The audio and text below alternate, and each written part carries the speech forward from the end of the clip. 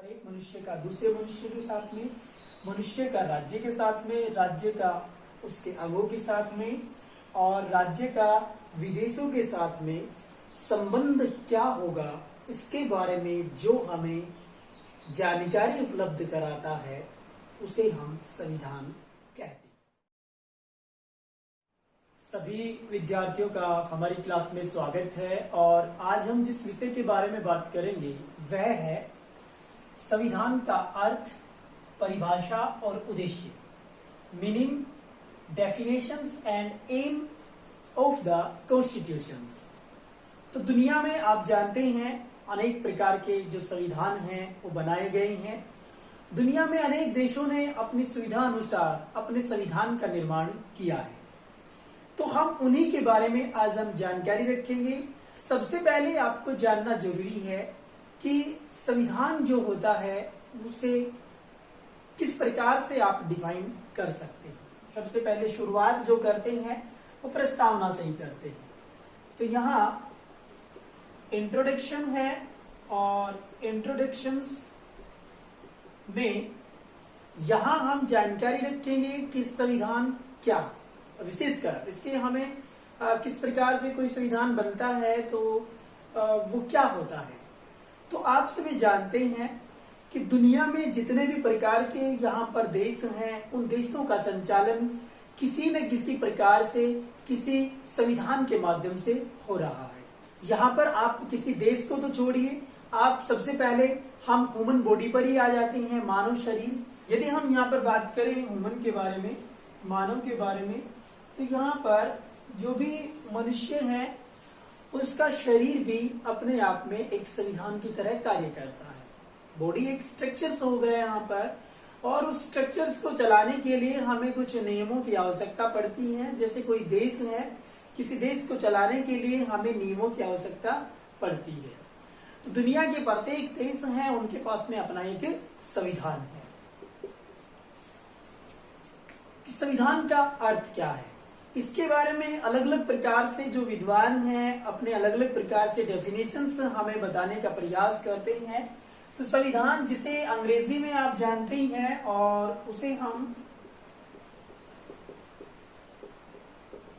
Constitutions कहते हैं। ये जो शब्द है ये अंग्रेजी का है। इसका यदि हम साधारण भाषा में यदि जानकारी रखना चाहें, सिंपल वे में, साधारण भाषा में, तो इसका अर्थ होता है ढांचा, जिसे आप स्ट्रक्चर्स के रूप में भी जानते हैं।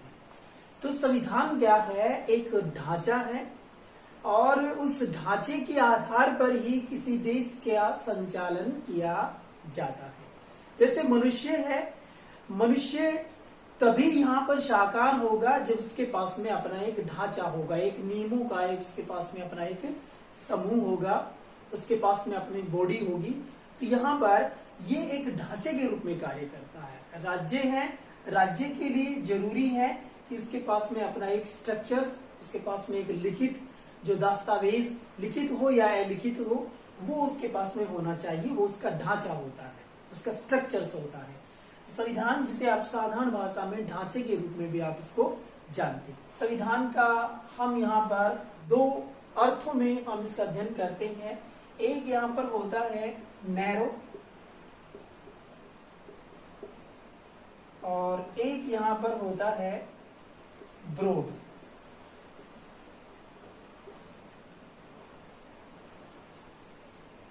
इसके अर्थ को हम दो भागों में विभाजित कर सकते हैं। एक नैरो अर्थ है, एक ब्रॉड अर्थ है।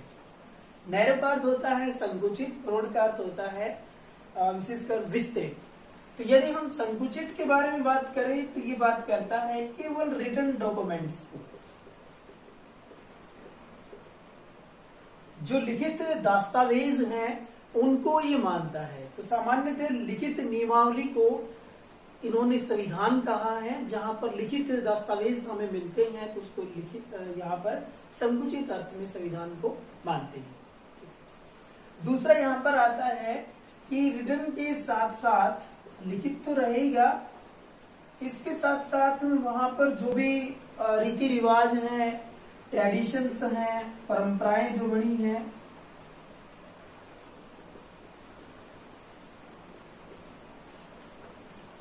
परंपराएं बनी हुई हैं, रीति रिवाज बने हुए हैं, उनको भी यहाँ पर शामिल किया जाता है। इसको हम ब्रॉड वे में मानते हैं, इसको हम विस्तृत अर्थों में जानते हैं। सबसे पहले हम यहाँ पर कॉन्स्टिट्यूशन, जिसे हिंदी में आप संविधान कहते हैं, इसको विभाजित जो किया गया है वो दो प्रकार से आप इसको संधि विच्छेद आप करते हैं, जिसे हम सम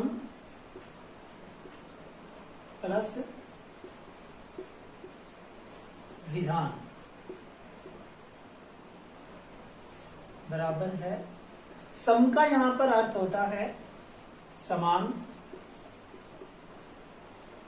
जहां पर सभी के लिए एक समान व्यवस्था हो।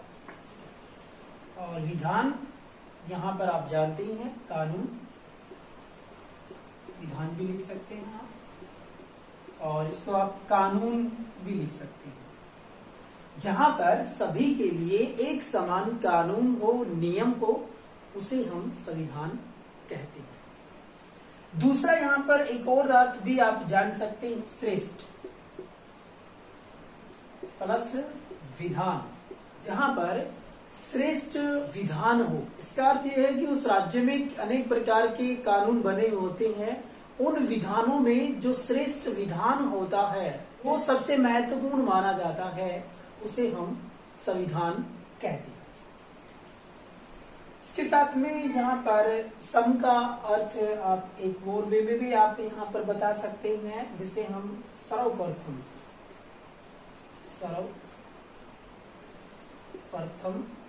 इसका अर्थ आप इस प्रकार से कह सकते हैं कि जहां अनेक प्रकार के विधान हो, कानून हो, लेकिन उन विधानों में सबसे पहले जो महत्व दिया जाएगा वो इस विधान को महत्व दिया जा रहा है। और जिस विधान को महत्व दिया जा रहा है, जिस कानून को महत्व दिया जा रहा है, सभी विधानों में सबसे पहले जिसको माना जा रहा है उसी को ही हम संविधान कहते हैं। जैसे भारत के बारे में आप जानकर कि अनेक प्रकार के कानून बने हुए हैं, लेकिन उन कानूनों से जो श्रेष्ठ होता है, वहां पर सर्वप्रथम जिसे हम मानते हैं वो होता है यहाँ पर संविधान। इसके साथ में यहाँ पर आप दूसरा इंग्लिश में भी आप इसको मानना चाहें तो आप इस प्रकार से बता सकते हैं कि समान, यहाँ पर आप कह सकते हैं इक्वल प्लस लॉ, जहां पर सभी के लिए एक समान कानून हो, ठीक है, उसे हम संविधान कहते हैं। श्रेष्ठ सुप्रीम प्लस लॉ, इसको आप किसी भी देश में अनेक प्रकार के कानून बने हुए हैं, उन कानूनों में जो श्रेष्ठ होता है उसको हम संविधान कहते हैं। इसके साथ में यहाँ पर सर्वप्रथम है, जिसको आप प्राइम के रूप में भी जानते हैं, प्राइम प्लस लॉ, जो सभी कानूनों में, जितने भी किसी देश में कानून बने हुए हैं, उसमें सबसे पहले जिस कानून को स्थान दिया जाए उसे हम संविधान कहते हैं। तो ये हमने बात की है यहाँ पर संविधान के अर्थ के बारे में। अब यदि हम इसके आगे जानकारी रखें तो इसको आप सिंपल वे में, साधारण भाषा में आप इस प्रकार से भी बता सकते हैं। जैसे यहाँ पर हम मानते हैं कोई भी एक मनुष्य है, उसका दूसरे मनुष्य,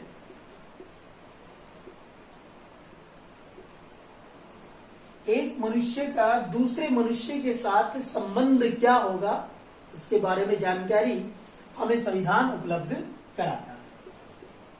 दूसरा यहाँ पर हम जानकारी रखिए कि एक कोई मनुष्य है, उसका उसके राज्य के साथ में, जो राज्य बना हुआ है, स्टेट बना हुआ है, उसके साथ में क्या संबंध होगा, इसके बारे में हमें जानकारी उपलब्ध कराता है।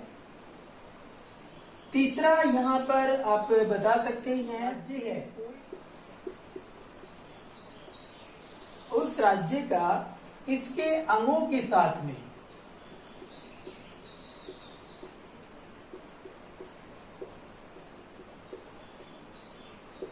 राज्य के अंगों के साथ में, राज्य के अंग यहाँ पर आप जानते ही हैं कि 4 राज्य के महत्वपूर्ण अंग होते हैं। एक उसकी जनसंख्या है, इसका क्षेत्रफल है, एक उसकी सरकार है, और यहाँ पर एक आता है संप्रभुता।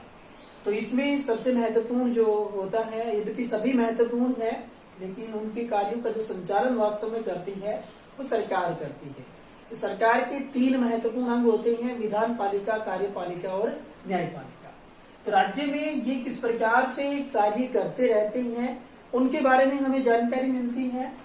4th, यहाँ पर जो राज्य है उस राज्य का अंतरराष्ट्रीय अनेक प्रकार के जो देश हैं, विदेश, यहाँ पर आप इसको जानते हैं, उनके साथ में एक राज्य का संबंध क्या होगा इसके बारे में हमें जो जानकारी उपलब्ध कराता है उसे हम संविधान कहते हैं। इसको दूसरे वे में यहाँ पर इंग्लिश में आप इस प्रकार से समझ सकते हैं, जहां पर एक व्यक्ति का दूसरे व्यक्ति के साथ, पीपल टू पीपल, व्यक्ति का दूसरे व्यक्ति के साथ, पीपल टू एक व्यक्ति है और उसका स्टेट के साथ में, राज्य के साथ में क्या संबंध होगा इसके बारे में हमें जानकारी उपलब्ध कराता है। और यहाँ पर हम जानकारी रखें कि जो स्टेट है और उसका, इसके जो ऑर्गन्स हैं, इसके जो अंग हैं उनके साथ में क्या संबंध होगा। और 4th, यहाँ पर आप जानकारी रखें कि कोई स्टेट है, इंटरनेशनल, उनके साथ में क्या संबंध होगा इसके बारे में हमें जो जानकारी उपलब्ध कराता है उसे हम संविधान कहते हैं।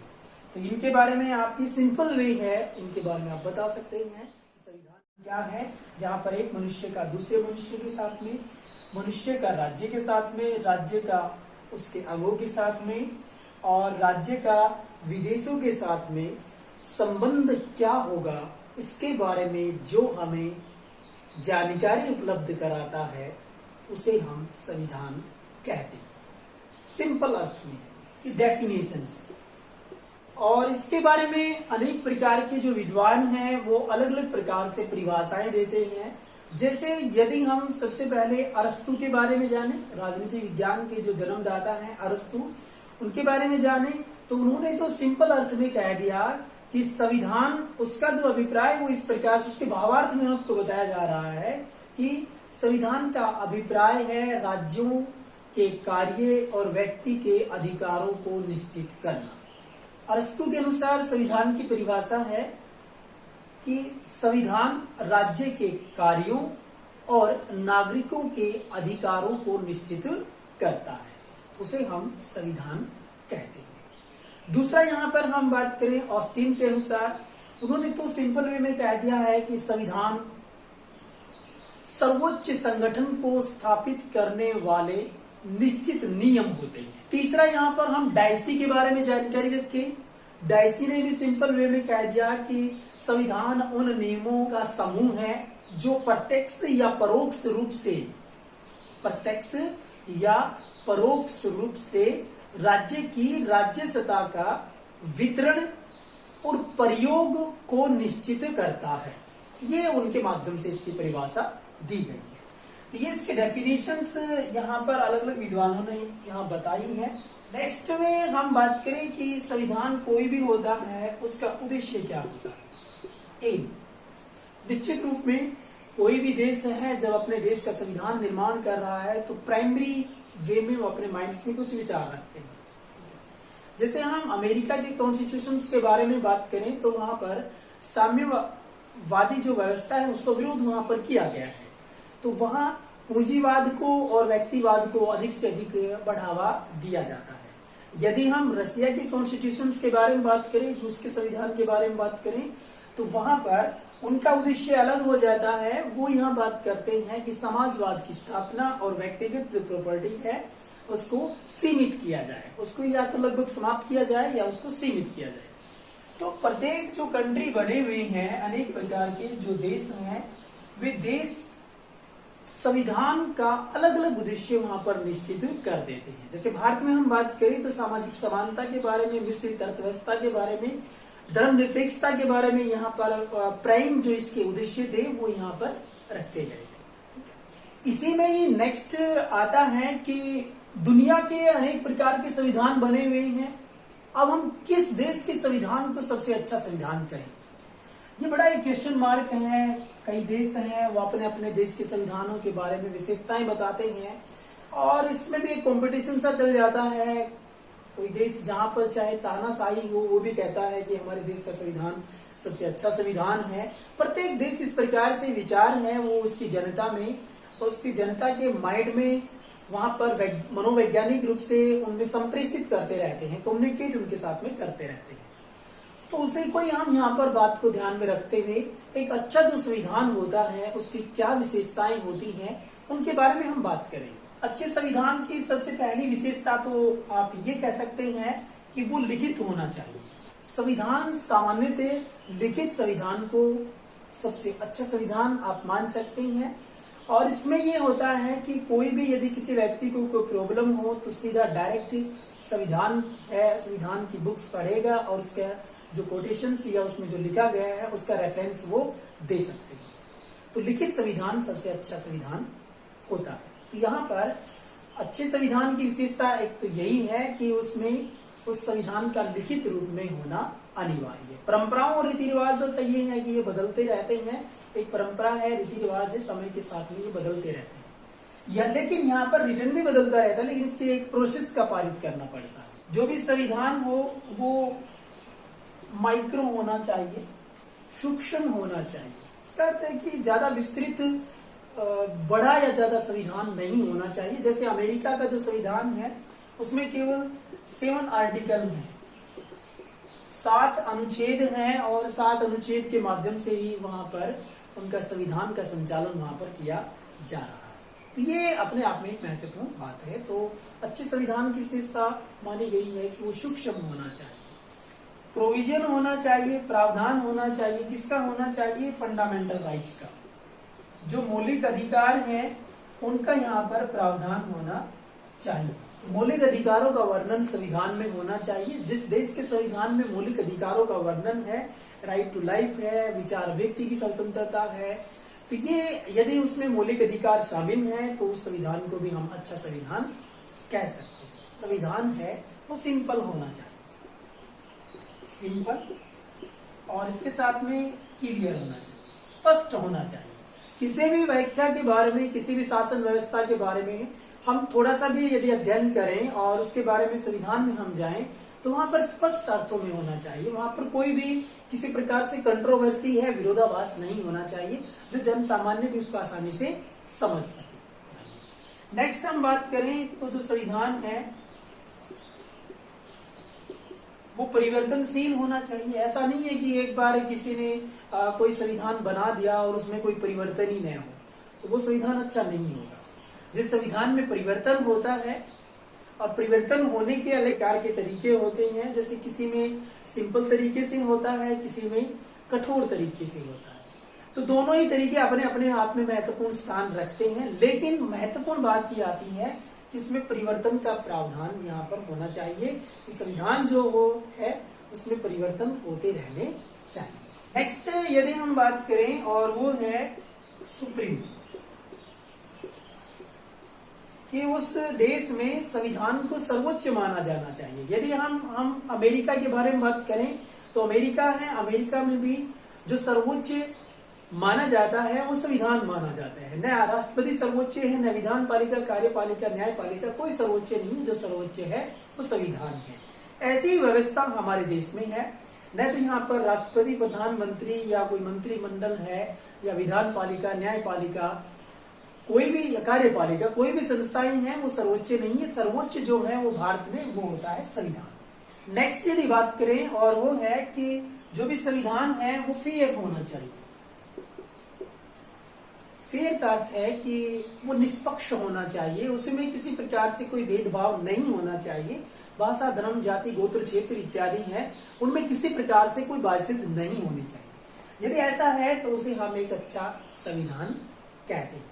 न्यायपालिका है, न्यायपालिका इंडिपेंडेंट होनी चाहिए, न्यायपालिका स्वतंत्र होनी चाहिए। और जिस देशों में न्यायपालिका स्वतंत्र है निश्चित रूप में वहां पर संविधान की रक्षा हो जाती है, नागरिकों के जो मौलिक अधिकार हैं उनकी सुरक्षा भी हो जाती है, और वो संविधान को सिंपल और क्लियर भी बनाती है, उसको स्पष्ट बनाती है, और उसको साधारण भी बनाने की जो भूमिका है वो न्यायपालिका निभाती है। तो ये हो गया एक अच्छे संविधान की विशेषताएं। नेक्स्ट हमारा जो पॉइंट है और वो यह है कि संविधान का वर्गीकरण। संविधान को आप किस प्रकार से बांट सकते हैं, कितने वर्गों में आप संविधान को बांट सकते हैं। तो इसमें अलग अलग आधार हैं वो बनाए गए हैं। जैसे यहाँ पर सबसे पहले हम इसके बेसिस के बारे में बात करें तो सबसे पहला जो बेस है लेखन के आधार पर संविधान के प्रकार। दूसरा यहाँ पर है बेस ऑन संशोधन के आधार पर। तीसरा है बेस ऑन निर्माण के आधार पर संविधान के प्रयोग। तो यहां हम जानना चाहेंगे कि संविधान है उसका वर्गीकरण किस प्रकार से किया गया है। तो 3 यहाँ पर वर्गीकरण है, base on writing, base on amendments, base on making. सबसे पहले हम यहाँ जानेंगे कि ये जो राइटिंग है, लेखन है, उसके आधार पर संविधान का वर्गीकरण। तो पहला तो आता है यहाँ पर रिटन, लिखित संविधान। लिखित का अर्थ ये है कि उसके प्रत्येक जो प्रोविजंस है, प्रत्येक जो प्रावधान है आपको लिखित दस्तावेज के रूप में आप मिलते हैं, उसे हम लिखित संविधान के रूप में जानते हैं, रिटन। अलिखित संविधान, जिसमें सभी जो संविधान का संचालन जो किया जाता है वो रीति रिवाजों परंपराओं पर आधारित होता है, उन्हीं के अनुसार ही उस देश का संचालन किया जाता है, उसे हम अलिखित संविधान कहते हैं। अलिखित संविधान का एग्जाम्पल यहाँ पर आप यूके को मान सकते हैं, यूनाइटेड किंगडम, यूके एग्जाम्पल, और इसमें यूएसए, इन दोनों के वे में ही आपको बताने का प्रयास करेंगे। लिखित का हमारे देश का संविधान भी लिखित है, भारत का संविधान। नेक्स्ट हम यहाँ पर बात करें बेस ऑन अमेंडमेंट, संशोधन के आधार पर। तो यहाँ पर भी आप इसको 2 कैटेगरी में डिवाइड कर सकते हैं, फ्लेक्सिबल लचीला, रिजिड कठोर। यहाँ पर हम फ्लेक्सिबल से बात करें तो कोई वस्तु इत्यादि का फ्लेक्सिबल होना नहीं है, जैसे कोई स्प्रिंग है वो फ्लेक्सिबल है। रिजिड कठोर, जैसे कोई लकड़ी है वो कठोर है, ऐसा नहीं है। यहाँ पर जो अभिप्राय है वो इस प्रकार से है कि उसमें जो संविधान में संशोधन करने का जो तरीका है वो सिंपल होना चाहिए, उसे हम फ्लेक्सिबल मानते हैं, जिसमें साधारण बहुमत के माध्यम से संशोधन किया जा सके और ज्यादा कोई विशेष बहुमत की आवश्यकता न पड़े, संविधान में संशोधन आसान तरीके से किए जा सके, सिंपल मेजोरिटी से किए जा सके, साधारण बहुमत से। इसके एग्जाम्पल के रूप में आप यूके को मान सकते हैं, यूनाइटेड किंगडम फ्लेक्सिबल संविधान का एक सबसे अच्छा एग्जाम्पल मान सकते हैं। दूसरा आता है रिजिड, कठोर संविधान। कठोर का अभिप्राय यहाँ पर ये है जिसमें संशोधन करने का जो तरीका है वो कठोर होता है, वो जटिल होता है, साधारण बहुमत से संशोधन नहीं बल्कि विशेष बहुमत के माध्यम से वहां पर संशोधन होते हैं। जैसे अमेरिका में आप जाएं तो वहां पर उनका जो सदन बना हुआ है हाउस ऑफ रिप्रेजेंटेटिव, वो भी अपने 2/3 बहुमत से, सीनेट है वो भी 2/3 बहुमत से, प्लस में 3/4 राज्य हैं उनके बहुमत से, और प्लस में फिर प्रेसिडेंट के हस्ताक्षर के माध्यम से वहां पर संशोधन होते हैं। अमेरिका में आजादी से लेकर उनका संविधान बनने से लेकर वर्तमान समय तक वहां पर केवल 27 संवैधानिक संशोधन हुए हैं। दूसरी साइड में आप अपने देश का एग्जाम्पल मान सकते हैं कि हमने आजादी से लेकर वर्तमान समय तक अभी तक 104 संवैधानिक संशोधन कर दिए हैं। तो अमेरिका के जो संविधान है उसको यहाँ पर सबसे ज्यादा रिजिड कॉन्स्टिट्यूशन वहां पर माना जाता है, कठोर संविधान। नेक्स्ट हम यहाँ पर बात करें मेकिंग, निर्माण के आधार पर। एवोल्यूटेड होता है विकसित, जो समय और परिस्थितियों के अनुसार विकसित होता रहता है। और एक यहाँ पर होता है एनेक्टेड, निर्मित संविधान और विकसित संविधान। तो यहाँ पर विकसित संविधान कौन सा होता है, जो समय और परिस्थितियों के अनुसार रीति रिवाजों और परंपराओं पर आधारित होता है। इसका आपको कोई विशेषकर आप इसको इस वे में मान सकते हैं कि जिसके लिए कोई विशेष रूप से प्लान नहीं बनाया जाता, बल्कि जैसे जैसे समय आता है वहां पर परंपराएं बन जाती हैं और उन्हीं को ही लोग फिर कानून मानने लग जाते हैं। एग्जाम्पल के रूप में ये ज्यादातर रीति रिवाजों और परंपराओं पर बेस होता है। इसके एग्जाम्पल में भी आप यूके को मान सकते हैं। वहां पर संविधान बनाने के लिए कोई स्पेशल रूप से कोई सभा का आयोजन नहीं किया गया, बल्कि वो समय के साथ में विकास होता रहा। इंडियन कॉन्स्टिट्यूशन निर्मित संविधान में होता है जिसका निर्माण किसी एक संविधान सभा द्वारा निश्चित समय पर किया जाता है। जैसे अमेरिका का संविधान है, और यहाँ पर हम बात करें भारत के बारे में, तो भारत का जो संविधान है उसका भी एक निश्चित रूप में निश्चित संविधान सभा द्वारा बनाया गया। तो भारत का जो संविधान है आप जानते ही हैं, 26 जनवरी 1950 को हमने इसको लागू किया। बनकर कब तैयार हुआ? 26 नवंबर 1949 को। तो ये निर्मित संविधान का एग्जाम्पल है। भारत भी है तो इसमें इंडिया और यूएसए दोनों। तो इस प्रकार से आज हमने बात की कि जो संविधान है उसका अर्थ क्या है, उसकी परिभाषा क्या है, उसके उद्देश्य क्या है, साथ में हमने जाना एक अच्छा जो संविधान होता है उसकी विशेषताएं कौन कौन सी होती हैं। और इसके साथ में अभी लास्ट में आपको बताया गया है कि जो संविधान है उसको आप किस प्रकार से वर्गीकृत कर सकते हैं, कितने भागों में आप उसको बांट सकते हैं। यहाँ पर यदि आपके पास में कोई क्वेश्चन हो तो आप हमें YouTube पर कमेंट कर सकते हैं। धन्यवाद।